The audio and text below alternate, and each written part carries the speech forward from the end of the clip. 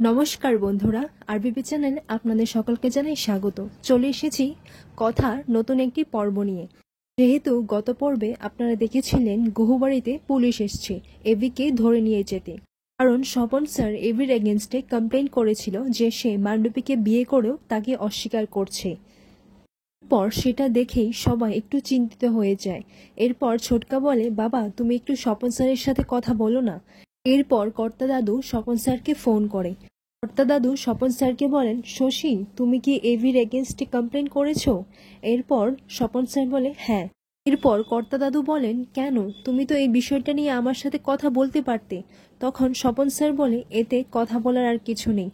AV যেটা করেছে তারপর তাকে একটা শিক্ষা দেওয়া উচিত। পরের মুহূর্তে দেখা যায় কর্তা দাদুর কাছ থেকে ফোনটা নিয়ে মান্ডবী তার দাদাইয়ের সাথে কথা বলে। মান্ডবী বলে, দাদাই তুমি এরকমটা কেন করতে বলেছো বলো তো? আমি কি তোমাকে বলেছিলাম কমপ্লেন করতে? তোমাকে রিকোয়েস্ট করছি দাদাই, প্লিজ এই কেসটা তুলে নাও। এরপর দাদাই মান্ডবীকে বলে, আমি তোমার অভিভাবক হিসেবে যেটা ঠিক মনে করেছি আমি সেটাই করেছি। এরপর মান্ডবী বলে, দাদাই তুমি একবার আমার কথাটা শোনো, তুমি প্লিজ এই কেসটা তুলে নাও। এরপর স্বপন স্যার কিছু না বলে ফোনটা রেখে দেয়। তারপর কর্তা দাদু বলে, স্বপন তো ঠিকই করেছি, আমাদের নাতনির সাথে যদি কেউ এরকম করতো তাহলে আমরা কি তাকে ছেড়ে দিতাম? আর এই মূল বিষয়টা যে করেছে। তখন এভি বলে, অফিসার আমাকে অ্যারেস্ট করে নিন। আমাকে অ্যারেস্ট করার পর যদি এই বাড়িতে শান্তি ফিরে আসে তাহলে সেটাই হোক, আমাকে নিয়ে যান। এরপর পুলিশ অফিসাররা এভিকে থানায় নিয়ে যায়। তখন কর্তা দিদা বলে, কর্তামশাই আপনি ওনাকে থামান। এরপর কর্তা দাদু বলে, পর্যন্ত কি পাচক আমার কথা শুনেছে যে আজ শুনবে? আমি ওকে ছাড়াতে গেলেই তো বলবে থাক, কোনো দরকার নেই, আমি জেলেই থাকবো। তাছাড়া ওরও শাস্তি পাওয়া দরকার। এরপর কথা কর্তা দাদুকে বলে, কর্তা দাদু আপনি আমাকে অনুমতি দিন, আমিও ওনার সাথে যাব। এরপর প্র্যাটি আক্কি আর বাকি সবাই ছোটকাও সেখানে যায়। এদিকে দেখা যায় চিত্রা মান্ডবীকে বলে, আমার নাম যদি এই বাড়িতে কেউ জানতে পারে তাহলে তোমার পক্ষেও কিন্তু খারাপ হবে, খেলাটা হাতের বাইরে চলে যাচ্ছে। পর মান্ডবী খুবই রেগে গিয়ে বলে, ইস দাদাই যে কেন এটা করতে গেল, সবই তো বিয়ের কথাটা উঠেছিল, এখন সবটা কেচিয়ে গেল। পর কথায় সে মান্ডবীকে শুনিয়ে বলছে, হে মা আনন্দী, এবার সবটা কি করে সামলাবো? পরের মুহূর্তে দেখা যায় এভিকে পুলিশরা নিয়ে যেতে চাইলে তখন কথা গিয়ে বলে, ছোটকা ওনার সঙ্গে আমিও যাব। এরপর প্র্যাটিয়াকি আর বাকি সবাইও অন্য গাড়ি করে যায়। এদিকে দেখা যায় বাড়িতে মান্ডবী দুশ্চিন্তায় বিড়বিড় করে যাচ্ছে। এরপর চিত্রা এসে বলে, তুমি একা কি বিড়বিড় করছো? বিড়বিড় না করে তোমার দাদাইকে একটা ফোন করো। এরপর মান্ডবী তার দাদাইকে ফোন করে বলে, দাদাই তুমি এটা কি করেছো আর কেনই বা করেছো? তোমাকে জবাব দিতেই হবে। তুমি কেন করেছো এটা? এরপর স্বপনবাবু বলেন, আমি তোমাকে কোনো জবাব দিতে রাজি নই, আর আমার মনে হয় না তোমাকে এই সব বিষয়ে জানার প্রয়োজন আছে, তাই আমি যেটা করছি সেটাই ঠিক। এরপর মান্ডবী বলে, দাদাই তো কিছু শুনতেই চাইছে না, এখন তো এভিও আমাকে টলারেট করবেই না। আচ্ছা আমি এভিকে পাবো তো? এমন সময় চিত্রা মনে মনে ভাবতে লাগে, না, এই ব্যাপারটা প্রান্তিককে জানাতেই হবে। এখানে প্রান্তিকেরও কন্ট্রিবিউশন আছে, ওকে ইনফর্ম করে রাখা দরকার, পরে আমাদের কাজে লাগতে পারে। পরবর্তী মুহূর্তে আমরা দেখতে পাই যে এভি কিছু একটা সন্দেহ করছে। ও রাস্তার চারপাশে চেয়ে দেখলে ও বুঝতে পারে যে স্বপন স্যার যে পুলিশ থানায় কমপ্লেনটা করেছিল এদিকেতে সেই রাস্তাটাই নয়। আর পুলিশদেরকে জিজ্ঞাসাবাদ করলে ওরা বলেন, কিছুক্ষণ অপেক্ষাই করুন, তারপরে আপনারা জানতে পারবেন। এরপর এভিকে একটা নির্ঝুম ঘরের মধ্যে গোডাউনের মতো সেখানে একটা জায়গা আছে, সেখানে নিয়ে যায়। তো বারবার এটাই বলছে যে এখানে আপনারা কেন নিয়ে এসছেন। এরপর এভি হঠাৎ করে কথাকে দেখতে পায়। এই কথাকে দেখে তো খুবই আশ্চর্য হয়ে যায়। এরপর কথা বলে, কেন আপনি কি এখানে অন্য কাউকে প্রত্যাশা করছিলেন? আমাকে দেখে খুশি হননি? এরপর এভি বলে, তুই তুই এখানে কি করছিস? তুই কি পুলিশের সাথে কাজ টাজ করছিস নাকি? কি আবার নতুন করে একটা স্কিম শুরু করেছিস আমাকে ঠকাবার জন্য? তুই কি পুলিশের সাথে মিশে আছিস?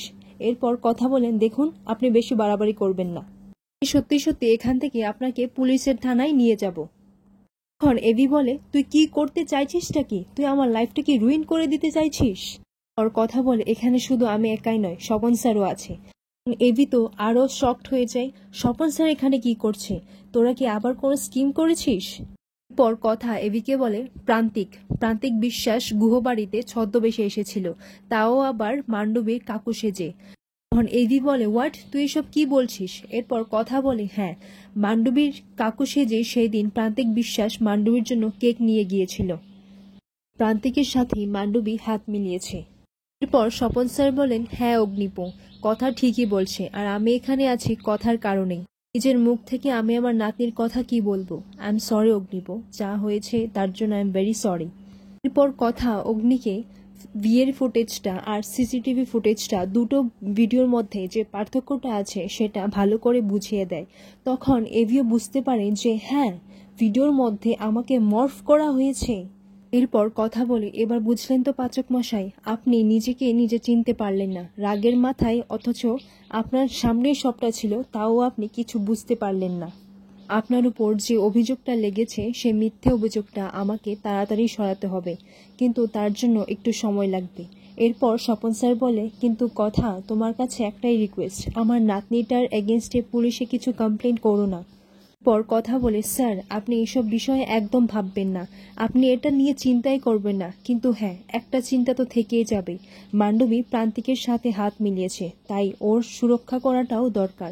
এই ব্যবস্থাটা আমিই করব।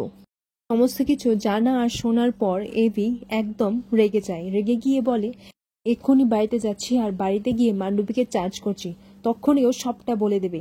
এরপর ছোটকা এসে বলে, আরে দাঁড়া না, তুই শোন তো কথা কি বলছে, কথা একটা বুদ্ধি করেছে। এরপর এভি বলে, আমি আগে প্ল্যানটা শুনবো, বুঝবো, তারপর দেখি কি করা যায়। এরপর এমন সময় কথা মনে মনে বলতে লাগে, আমিও দেখি যে আপনার জীবনে আমার কতটুকু গুরুত্ব আছে পাচক মশাই। এরপর কথা বলে, আমি ছেলে মানুষদের কিছু বলি না, আগে আমাকে ভরসা করতে হবে, তবেই আমি বলবো। তখন এভিও মনে মনে এটাই বলতে লাগে, ও আমাকে নির্দোষ প্রমাণ করেই ছাড়লো, মেয়েটা বেশ ভালো, হ্যাঁ একটু বেশি জেদি আর HOF এর এজেন্ট, আমার ভালোই চাই, মেয়েটা এমনিতে খুব ভালো আছে। মনে মনে এটাই ভাবতে লাগে, এটাও যে আপনার একটা পরীক্ষা পাচক মশাই, আমিও জানতে চাই আপনি আমাকে ভরসা করেন কিনা, আপনার জীবনে আমার একটু হলেও গুরুত্ব আছে কিনা। এরপর এভি বলে, আচ্ছা ঠিক আছে, মানে আমাদের এভি রাজি হয়ে গেল। পরের দিন সকালে দেখা যায় কর্তা দাদু কথার উপর আশা করে রেখেছিল যে সে ঠিক এভিকে ফিরিয়ে নিয়ে আসবে, কিন্তু কাউকে বাড়িতে না দেখতে পেয়ে দাদু হতাশ হয়ে যায়। দাদা দরজা খুলেই চলে যাচ্ছিল, এমন সময় সবাই এসে হাজির হয়। কর্তা দাদু খুশির চোটে কর্তামাকে ডাক দিতে শুরু করে, রেনু কোথায় আছো? এরপর ঠাম্মি বলে, আমার দাদুভাই ফিরে এসেছে, আমার দাদুভাই ফিরে এসেছে। আম্মি মায়ের কাছে প্রার্থনা করে। তখন ছোটকা বলে, সব কৃতিত্ব হচ্ছে আমাদের এই কথার, যেভাবে অগ্নিকে সব বিপদের থেকে দূরে রাখে, তাই এখান থেকেও সে অগ্নিকে ফিরিয়ে নিয়ে এসেছে। এরপর কর্তা দাদু অগ্নিকে একটু কথা শোনায় যে যাকে ফেলে রেখে বিয়ে করে এসেছে সে তো কিছু করলো না, ওকে ফিরে নিয়ে এসেছে আমাদের কথা মাই। এভি ফিরে আসার পর অর্ণার প্রিয় এভির সাথে দেখা করতে এলো। এরপর এভিকে কথা বলে, আপনি শুধু আমার তালে তাল মিলিয়ে চলুন একটু, পর দেখুনি না কি হয়।